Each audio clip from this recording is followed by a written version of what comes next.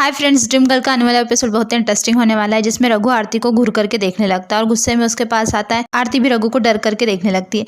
रघु गुस्से में आरती से कहने लगता है, अभी आप यहाँ क्या कर रही है, मैंने तो नहीं बुलाया, और उसे बाहर जाने के लिए कहने लगता है। आरती भी बाहर जाने लगती है, तभी रघु भी उसे रोक करके कहने लगता है, रुको मेरा सामान।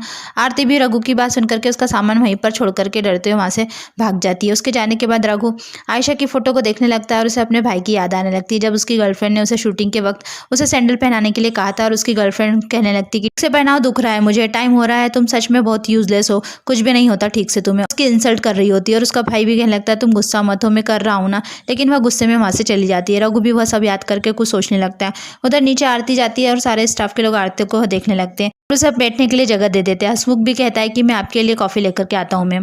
स्टाफ के लोग एक दूसरे से बात करते हुए कहने लगते कि यह ज़रूर आरती मैम होगी, लेकिन हमें किसी को बताना नहीं है, ओके।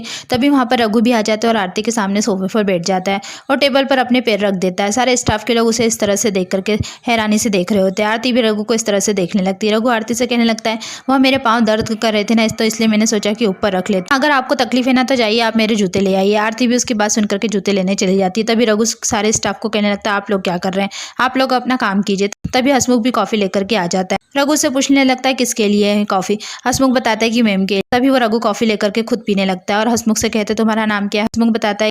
रघु हसमुख से कहने लगता है, थोड़ा हंस भी लिया करो। तभी आरती जूते लेकर के वापस आ जाती है। आरती उसे जूते देने लगती है, मगर रघु कहने लगता है कि तुम्हें इसे मुझे पहनाने पड़ेंगे। उसे पहनाने के लिए आगे बढ़ने लगती, तभी रघु कहने लगता है, यहाँ पर नहीं, तुम स्टार लोगों को स्पॉटलाइट बहुत पसंद है ना, और ऊपर जाकर के बैठ जाता है और अपने पैर दिखाने लगता है। आरती भी जूते लेकर के रघु के पास जाती है और रघु के पास रख देती है। रघु के पास जूते रख करके जाने लगती है। तभी रघु उसे आवाज लगाने लगता है और कहता है, ड्रीम गर्ल, और हाथ से इशारे से उसे बुलाता है। आरती भी उसका इशारा देख करके उसके पास जाती है और रघु से कहने लगता है कि जूते पहनाएगा कौन, कौन पहनाएगा। ये सुनकर के आरती उसे देखने लगती है। रघु उसे चिल्ला करके कहने लगता है, सुनाई नहीं दिया क्या, पहनाओ। तभी वहां पर दिगंबर भी आ जाते हैं और आयशा को देखने लगती भी डर डर के उसे जूते पहनाने लगती। तभी रघु कहने लगता है, जल्दी जल्दी पहना, ठीक से पहना। आरती उसे एक शूज पहना देती है, लेकिन रघु जानबूझ करके आरती के हाथों पर पैर रख करके खड़ा हो जाता है। दर्द के कारण आरती की आंखों से आंसू निकलने लगे, मगर आरती चुप होती है। तभी सारा स्टाफ देख रहा होता है और घबरा रहा होता है। तभी कुशल कहने लगता है, सर आपका पैर।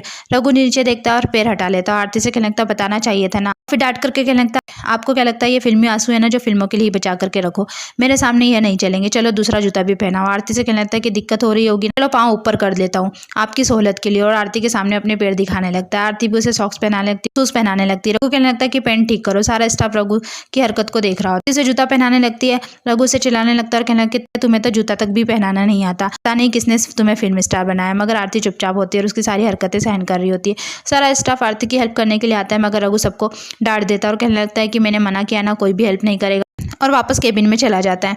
और आरती से कहने लगता है कि तुम मेरे केबिन में। उसके बाद हसमुख रघु से पूछने लगता है, सर कुछ लाना है। तभी रघु कहने लगता है, आप क्यों लाएंगे, आप यहाँ से जाइए और आयशा को चाहिए। तभी आरती भी वहां पर आ जाती है। रघु से पूछने लगता है, बहुत थक गई होगी ना, आप काम कर करके स्टूल लेकर के आओ और बैठ जाओ। आरती भी स्टूल लेकर के आती है और उस पर बैठ जाती है। रघु उसके पास आकर के कहने लगता है, मुझे बहुत सारा काम करना है, लेकिन काम करने के लिए इंस्पिरेशन तो चाहिए ना, और आयशा सरीन से बढ़कर के इंस्पिरेशन कौन हो सकता है, एक काम कीजिए, आप स्टूल पर खड़े हो जाइए। आरती भी रघु की बात सुनकर के स्टूल पर खड़ी हो जाती है। फिर रघु कहने लगता है, आपको क्या लगता है, आप जो स्टार बनी है ना, वो आपके काम से बनी है, आपको पता है कितने लोगों का कंट्रीब्यूशन होता है इसमें, कितने लोग खड़े रहते हैं आपकी बदतमीजी सहन करने के लिए, वह भी एक टांग पर। और कहने लगता है, गुड आइडिया, एक टांग पर खड़े हो जाइए, इससे बड़ी इंस्पिरेशन क्या हो सकती है। आरती भी रघु की बात सुनकर के एक टांग पर खड़े हो जाती है। रघु कहता है, ऐसे ही खड़े रहना। आरती भी एक टांग पर लड़खड़ाने लगती है। रघु कहने लगता है, सब कुछ ठीक है ना। आरती भी अपना सर हिलाने लगती है और रघु कहने लगता है, लोग देखेंगे ना तो आपकी फैन फॉलोइंग और बढ़ जाएगी। अगर बेचारी आरती के पैर लड़खड़ा रहे होते और आरती घबरा रही होती है। एपिसोड यहीं खत्म होता है। आगे की अपडेट के लिए हमारे चैनल को लाइक कीजिए, सब्सक्राइब कीजिए। Thank you.